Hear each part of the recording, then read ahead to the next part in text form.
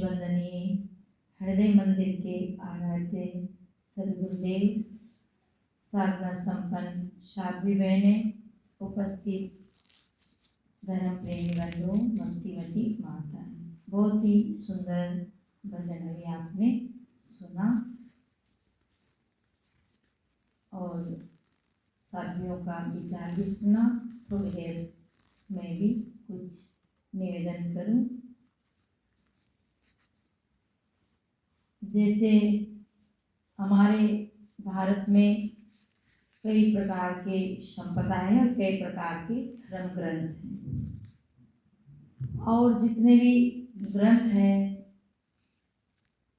जितने भी पंथ है, सिद्धांत है, जितने भी मंदिर और मस्जिद है, सब मनुष्य का बनाया है।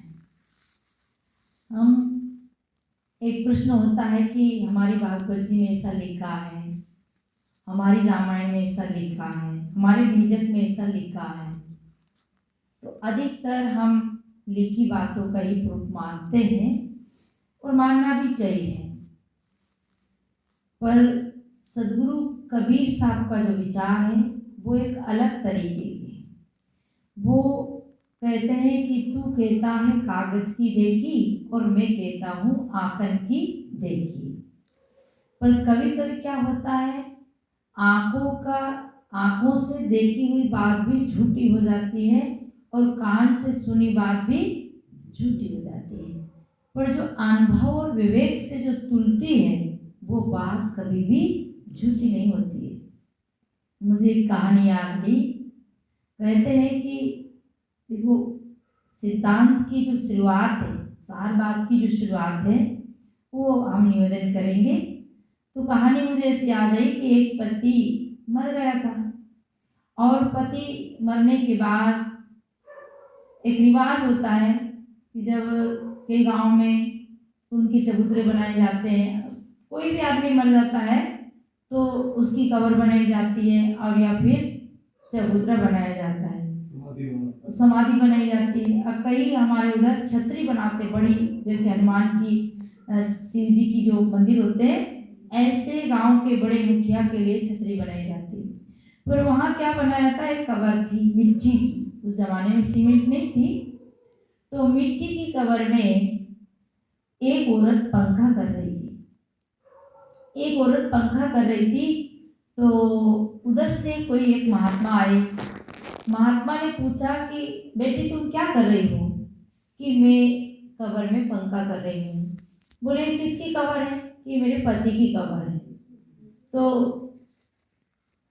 पति की कब्र है तो बड़ी उन्हें महात्मा जी को देखकर बड़ी प्रसन्नता हुई, खुशी हुई कि कितनी अच्छी बात, ये कब्र पे पंखा कर रही और इनके पति की कब्र है। तो ये बताओ, ये कितनी बढ़िया पतिव्रता नारी है, सतवंती नारी है कि पति जिंदा नहीं है, पति मर गया और उसकी कब्र है और उस पे पंखा कर रही। अगर वो जिंदा होगा तब इससे कितनी सेवा करती रही होगा, कितनी पतिव्रता है। तो महात्मा जी के मन में आया कि ये तो इतनी सतवंती, इसके पांव छू लेना चाहिए। तो कहा बेटी तुम धन्य हो, तुम्हारी जैसी नारी भारत में रहे तो भारत का कल्याण है। तो ऐसी नारियों का जन्म होना भी बड़ा दुर्भाग्य की बात, सौभाग्य की बात है। तो उसने कहा महात्मा जी जैसा आप सोच रहे वैसा नहीं है। बोले कैसे नहीं बेटा, मैंने देखा हूँ कि तू, मैं आंखों से देख रहा हूँ कि तेरे पति की कब्र पे तू पंखा कर रही, और कान से मैंने सुना है कि ये तेरे पति की कब्र है। इसमें कोई संदेह वाली बात तो है ही नहीं कि नहीं महाराज ऐसी बात नहीं, वह बात कुछ और ही है। तो बोले क्या बात है? कि बात ऐसी है कि मेरे पति बीमार हो रहे थे और कई दिन से बीमार चल रहे थे। तो एक दिन मैंने रोते रोते कहा कि क्यों जी आप चले जाओगे तो मेरा घर और मेरा जीवन कैसे चलेगा? तो मेरे पति ने मुझे समझाते हुए कहा कि तू चिंता ना करना, मैं मर भी जाऊं तो मेरी बहुत सारी संपत्ति है, उससे तुम गुजारा कर लेना। फिर मेरे पति ने कहा कि लंबा जीवन है, कैसे निकाल पाऊंगी? तो मेरे पति ने मुझे समझाते हुए कहा कि देखो ऐसा है कि तुम संपत्ति है, धन है, मकान है, इस पे तुम नहीं जीवन निकाल सको तो तुम दूसरा रिश्ता कर सकती हो, उसमें कोई बुराई नहीं है। पर मेरी 12 महीना हो जाए, बात भूल पड़ जाए फिर तुम रिश्ता कर लेना कि नहीं जी जीवन लंबा है, इतने दिन तो मैं कैसे जीवन बिता पाऊंगी। तो मेरे पति ने कहा कि तुम 6 महीना निकाल लेना, फिर तुम दूसरा रिश्ता कर लेना। फिर मेरे पति समझाते हुए कहा, तो मैं कहा नहीं ये तो बहुत दिन हो जाएंगे और मेरा जीवन तो कैसे निकाल पाऊंगी मैं। तो मेरे पति ने फिर कहा 3 महीना का समय थोड़ा सा लेट कर लेना, फिर तुम दूसरा रिश्ता कर लेना। फिर मैं और बोली तो मेरे पति बोले कि तुम एक काम करना, ऐसा नहीं तो 1 महीना हो जाए। फिर मैं फिर बोली तो मेरे पति कहा कि तुम 13वीं कर लेना, फिर तुम दूसरा रिश्ता कर लेना, मैं तो चला जाऊंगा, उसमें कोई ये नहीं है, तुम दूसरा रिश्ता कर सकती हो। फिर मैंने कहा 13 दिन तो बहुत हो जाए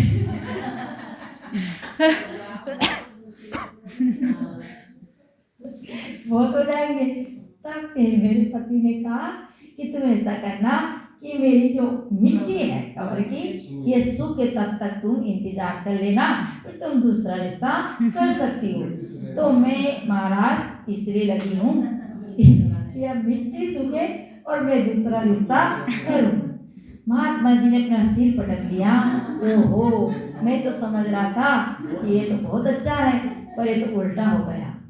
तो कहने का मतलब ये है, ये तो मैंने एक ऐसी रोचक मनोरंजक कहानी है, पर यह है कि जो हम लिखा हुआ ही सत्य मानते हैं वो कहाँ तक सत्य है, और कभी कभी कान से सुना भी, ये हम प्रूफ में इस कहानी को देख रहे हैं कि आंखों से देखा और कान से सुना झूठा हो गया। तो जितने भी हमारे शास्त्र है, धर्म ग्रंथ है, वो महापुरुष के लिखे हैं। जैसे हम रामायण की उदाहरण मानते हैं अधिकतर, तो रामायण किसने लिखी आप सब जानते हैं कि एक बहुत बड़ा रत्नाकर नाम का डाकू रहे, और वो अत्याचार करते, चोरी करते, मारते, काटते, लूटते। तो जब उन्हें ऋषियों का संग मिला तो नारद जी आदि ने पूछा कि तू ये पाप क्यों करता है। तो उसने कहा कि मैं पाप इसलिए करता हूँ कि मेरे परिवार का पालन करता हूँ। तो उन्होंने कहा कि एक काम करना, तेरे परिवार से पूछ ले कि ये पाप जो तू कर रहा है, तेरे पाप की कमाई का सब लोग खाते हैं, लेते हैं, पर जो तेरे पाप कर्म के फल तुझे जब भोग आएंगे तो उसका भाग भी सब लोग लेंगे क्या, जरा पूछ के आ जाना। तो उसने कहा अच्छा काम, मैं उधर जाऊंगा, तुम इधर 12:30 हो जाओगे। तो संतों ने कहा, नारद जी ने कहा कि तुम एक काम करो कि मुझे रस्सी से बांध जाओ, और उसे रस्सी से पेड़ से बांध के अपनी मम्मी पापा के पास हो गया और उनसे पूछा कि मैं ऐसे ऐसे चोरी करके, लूट कर, मार कर, काट कर लोगों के पास से धन लाता हूँ और उस धन को आप सब खाते हैं, तो ये बताओ धन का भाग तुम सब खाते हो, पर मेरे कर्म का जो कर्म बन रहे हैं मेरे जीवन में, उसका भी भाग आप लेोगे क्या। तो मम्मी पापा माता पिता ने उनको कह दिया कि हम तो आपका पाप का भाग नहीं लेंगे, हमें क्या पता तुम कैसे कमाते हो, क्या करते हो, हम पाप का भाग नहीं लेंगे।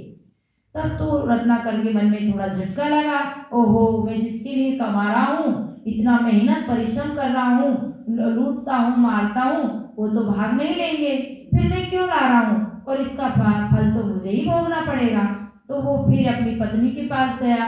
पत्नी ने भी यही बात बोल दिया कि हमें पता नहीं पतिदेव कि आप कैसे लाते हो। तो हमारे संत इसमें 4 बात बताते हैं कि जो साक्षी भाव में हम काम करते हैं अपनी उपस्थिति में, तो उस जगह हम ही उपस्थित रहते हैं, उसका साक्षी हम ही रहते हैं, चाहे हम पुण्य करें चाहे हम पाप करें। इसलिए ना वहाँ पत्नी का दोष, ना वहाँ पुत्र का दोष, ना वहाँ मम्मी पापा का दोष, ना गुरु का दोष, ना चेला का दोष। जिस स्थिति में हम काम कर रहे हैं उस समय के साक्षी हम होते हैं, क्योंकि हम जानते हैं और उसका फल हमको ही भोगना पड़ता है। तो रत्नाकर लौट कर आया और उसने है जो संतों को छोड़ा और उनके चरणों में गिर गया। ये रामायण का कथा है। तो वो फिर इतना बढ़िया अच्छा ऋषि बने और वही रत्नाकर आगे चल कर के तपस्या करने लग गया, और कहते उसके ऊपर मिट्टी चादी चींटियों ने बिमली चादी बामी बना दी, और वो बामी से निकल कर जो एक ऋषि बने वो वाल्मीकि है। वाल्मीकि समाज भी होती है, उसी में से वो ऋषि बने और उनने हमारी ये रामायण लिखी और उसमें सारी बातें लिखी। अब हम विचार करें, वाल्मीकि जी ने जब रामायण लिखी तो क्या लिख रहे हैं कि सीता और राम को रात्रि में सपना आता है। हाँ, और सीता अपने पति को अपने कमरे में बताती है कि मुझे आज ऐसा सपना आया। तो क्या वहाँ वाल्मीकि जी थे जहाँ सीता को सपना आ रहा था और राम और सीता दोनों बातें कर रहे थे? तो वहाँ वाल्मीकि जी तो नहीं थे, पर उन्होंने लिखा। रावण और मंडोदरी की अपने भवन में बात हो रही, जहाँ भारत का कोई व्यक्ति जा नहीं सकता था, वहाँ मंडोदरी और रावण बात कर रहा, वहाँ की बात भी वाल्मीकि जी ने लिखी। इसलिए कहाँ तक कितनी सत्य।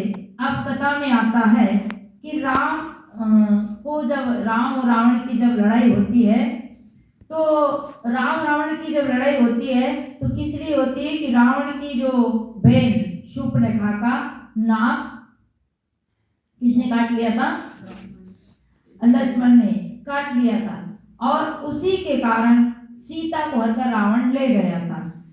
अब सीता को जब रावण हर के ले गया, देखो मैं कोई कथा नहीं सुना रही हूँ, मैं केवल लिखी हुई बात के प्रसंग के वहां पहुंचने के लिए मैं ये आपके लिए भूमिका तैयार कर रही हूँ। तो कहते हैं कि जब सीता को रावण हर के ले गया तो राम व्याकुल होकर के रोते, हाय सीता। तो खग मृग मधुकर श्रेणी तुम देखी क्या, सीता मृग नहीं, यानी भगवान राम पेड़ों झाड़ों से पूछते हैं। तो देखिए हम यहाँ थोड़ा सा विचार करें कि प्रभु राम जो अंतर्यामी थे, तूने पेड़ों से पूछने की क्यों जरूरत पड़ी, और खागे जान पक्षियों से क्यों पूछने की जरूरत पड़ी, लताओं से क्यों पूछने की जरूरत पड़ी? अंतर्यामी भगवान जी को ये पता चल गया कि सीता, अंतर्यामी का मतलब होता है जो भीतर की बात भी जान ले और बाहर की बात भी जान ले। तो अब उन्हें पता ही चल गया कि सीता लंका में है, तो राम जी को एक काम ही तो करना था, हवाई जहाज ले जाते, पुष्कर विमान ले जाते और सीधी अशोक वाटिका में एक नसरनी डालते और सीता माता को सीधी ऊपर उठा के ले आते। ना तो इतनी हत्याएं होती, ना इतने झगड़े होते, हजारों लंका में मारे गए और हजारों रामादल के लोग भी मारे गए, और हजारों बहनें हमारी विधवा हो गई, तड़पते बच्चे रह गए। उस समय का दृश्य देखो तो आगे आपकी आंखों में पानी आ जाता। अगर कोई एक निर्दयी व्यक्ति भी देखता तो उसका दिल बह जाता। जो हमारे परमात्मा ही थे, हमारे भगवान ही थे, उनके सामने भी ये हुए। क्यों हुए? क्योंकि कर्म का जो सिद्धांत है वो हर एक व्यक्ति को भोगना पड़ता है। यह सद्गुरु कबीर कहते कि आपन कर्म न मेटो जाई, आपन कर्म न मेटो जाई। अपना जो कर्म है ये मीठा नहीं जाता है। कर्म का लिखा मीठे दो कैसे, जो युग कोटि सिराई।